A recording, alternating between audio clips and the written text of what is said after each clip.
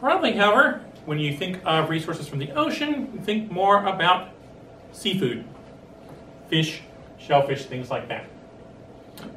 A lot of the ocean, though, is not a great place to go fishing. Much of the ocean is relatively low in nutrients and doesn't have a lot of fish living there. For coastal waters and areas with upwelling tend to be the areas with more nutrients and more concentration of ocean life. Now, too much nutrients, and you get an algae bloom, and then it dies and decays and kills everything, and obviously that's not good. But a sustained, higher than average level of nutrients naturally present is what's good. If you're going to make money by catching a bunch of fish, you need ones that hang out in large groups and big schools, or ones that are pretty common that you can catch a bunch of, typically. Though there are some fish that are less common, but if you catch one, you can make a lot of money for it. And so, due to this extreme demand, these fish are still heavily targeted, even though the population is getting to be very low. This is not a good long-term thing for the well-being of these particular fish. So here are major fishery areas with amounts of catch.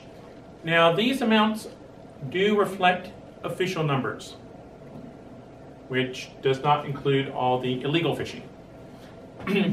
That's one thing. You have fishing that is not officially reported because it was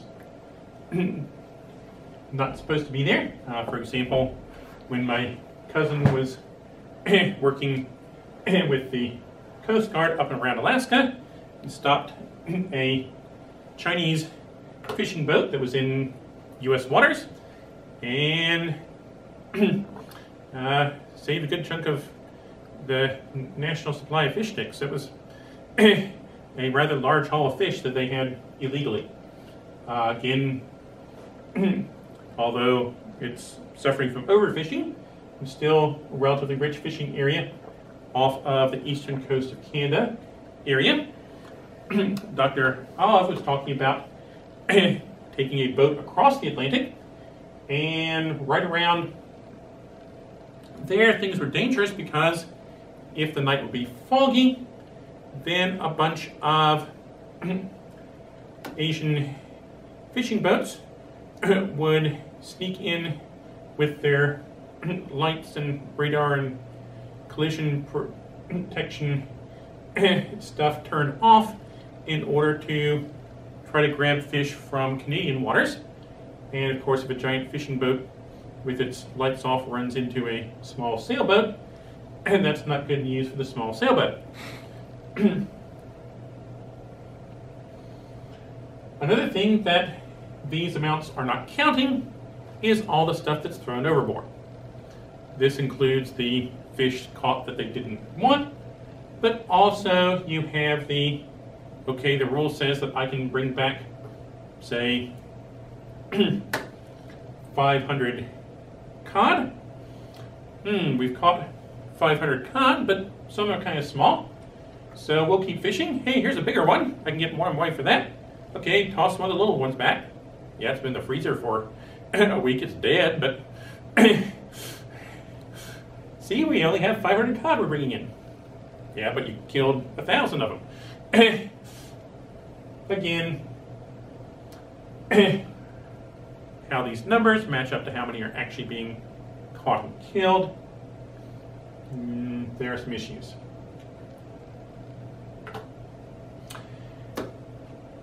Commercial fishing tends to use quite a lot of fancy high technology. Sonar, boats going out looking for the fish, airplane satellite data. A little hard for the fish to keep up against this sort of pressure. How much is being spent per fish when you're using all this stuff? There is some issue of significant subsidy, and of course, subsidy in turn means they're getting money that would support what might otherwise be something that they would need to stop.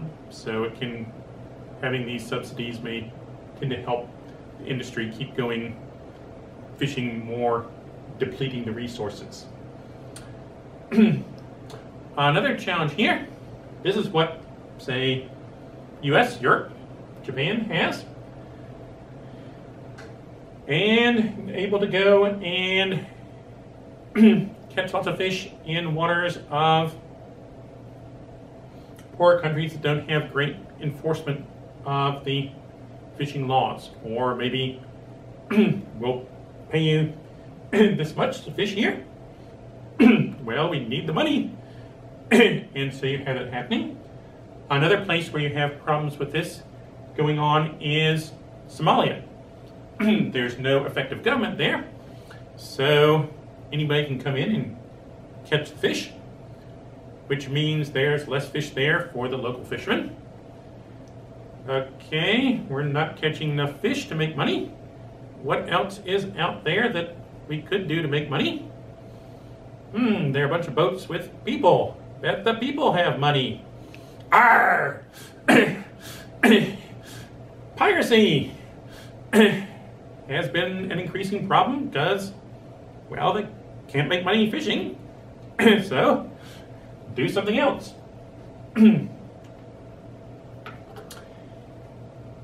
One approach to fishing uses drift nets, large floating nets.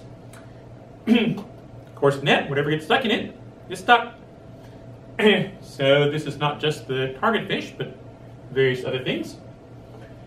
And if this net breaks off or otherwise is lost, it's floating around catching stuff out in the ocean.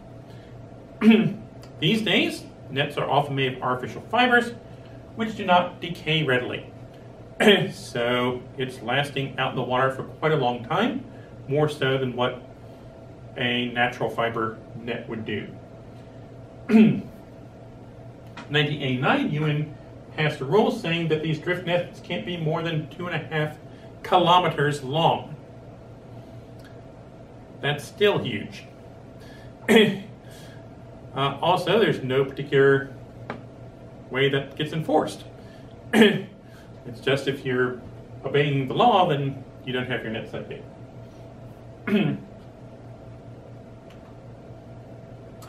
Another approach, a dredge net, is scooping along the bottom, scraping up things. And of course, this is also damaging the sea floor, so it's not as nice for other things to live there once you've dredged it up. Modern nets even can plow down a deep water reef, catching all the fish there, and, well, you've ruined the reef, so there's not going to be more fish there anyway. Real great for the environment, especially given that deep water things typically are rather slow growing, very slow to recover. Although efforts increasing the amount of production from the fishing seems to be leveling off. Expense to do this major scale commercial fishing can exceed the profits. So again, subsidy is making pressure on the fish continue beyond what would be normally sustainable.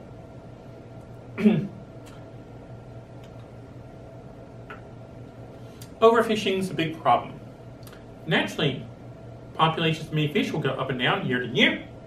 And so you get the, well, I caught this many fish last year, I should be able to catch this many this year. Well, there might not be that many fish there.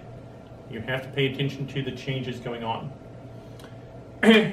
Also, with technology and more people out there fishing, more stuff's being caught. This isn't fair. Grandpa was able to go out and catch as many as he wanted. Yeah, and he rode his own boat too. And you've got a 100-foot boat with a gasoline motor. There's a difference.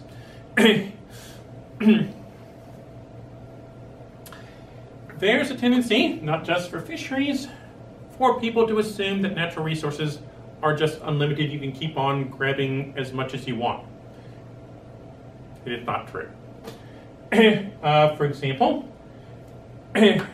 a seabird colony up in Newfoundland, Canada,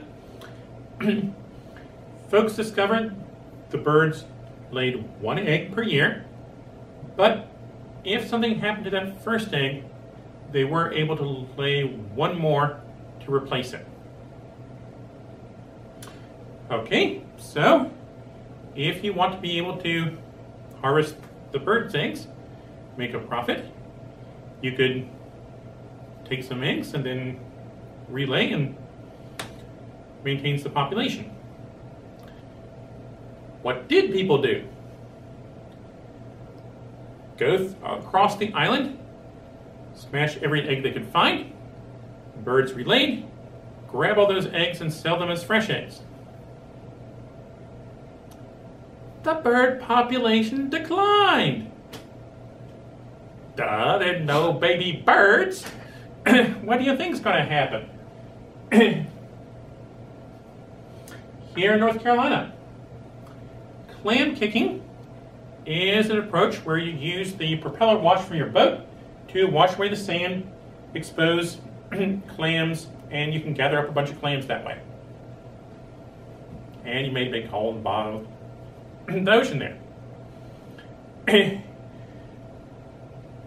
And what happens? The number of clams caught in the areas where they decided to allow this declined fairly rapidly. So, what do the folks doing the clam kicking conclude? We need to open more areas to clam kicking.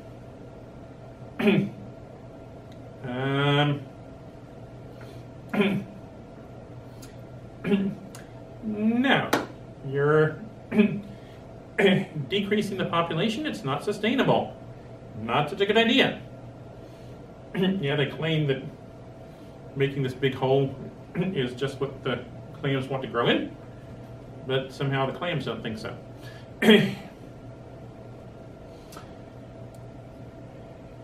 Appropriate regulation. Ocean quahog is a clam. It's harvested. You can find it in clam chowder, stuff like that, fairly widely. Lives typically in a little bit deeper water, likes cooler conditions, so relatively deep to get them, say, north end of North Carolina, more shallow as you get, say, close to Iceland, northern Canada, places like that. Ocean quahogs grow very slowly.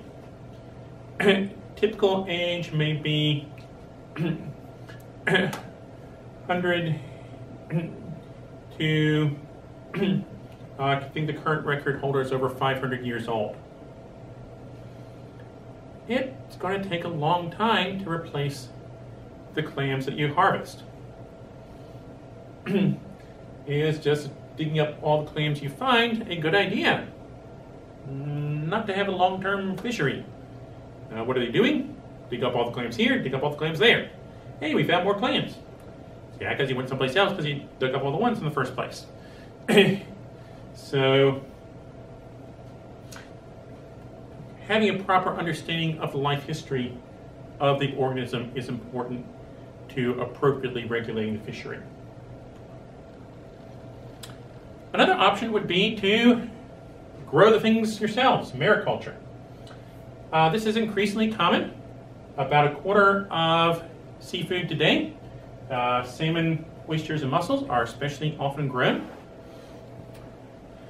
There can be problems though. Do you destroy natural areas in order to build your fish farm? For example, in Southeast Asia, a lot of mangrove forest areas were cut down to farm shrimp and things like that. And then when the big tsunami hit in 2004, there's nothing in the way for that tsunami to come crashing right into the land. Places that still had the mangroves, by the time the wave gets all the way through those trees, there's not much wave left to be a problem for land. Another issue, you've got a huge number of your say, salmon in these pens in the river, you've made a nice buffet for salmon parasites. Wild salmon tries swimming past there. Good chance it's going to have picking up some disease. So you have issues like that to consider. Also, moving things to farm someplace away from where they live naturally, do you get other things with it? For example, talked a bit before about the invasive lionfish, now here in the Western Atlantic. It belongs in the tropical Pacific and Indian Ocean regions. The venomous spines mean that not much will eat it, but it's got a big mouth, big appetite, eats all sorts of things. So it's an increasing problem here, eastern U.S. into the Caribbean. This snail here, it's a predatory snail, drills holes in other shells. Again, belongs in kind of the warmer Pacific region, but it got brought over to the Chesapeake Bay along with bringing Asian oysters, which have also brought diseases that have badly affected our native oysters. And then turns out people tend to like the native oysters better than the ones brought in as well. Okay, so now we've got this snail that's eating the oysters, causing a problem. And of course, we bring Asian oysters to here in the eastern U.S. People in Europe bring eastern U.S. oysters to Europe.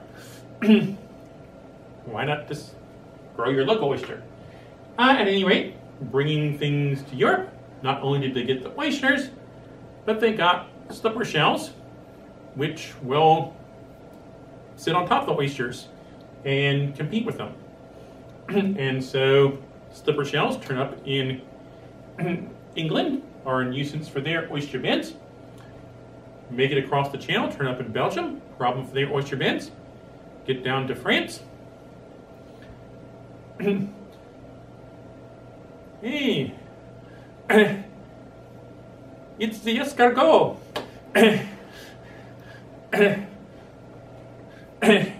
They eat them in France, so wasn't as much of a problem. But anyway, mariculture, well, you have to be able to sell the stuff, and part of that's giving it a popular name. It has to be reasonably cheap to grow, feed it well, grow fast enough to be practical, doesn't get sick too easily. Now, of course, part of the issue is your goal just to make a little money, enough to take care of you, or to have a great big business that's bringing in lots of money? You're going to have different standards of what sort of profit margin you want in different cases as well. Okay, so again, lots of important resources in the ocean, a lot of challenges for gathering and using them in ways that will be sustainable economically, environmentally. There's a lot of challenge for, one, having rules in the first place, and then two, enforcing those rules.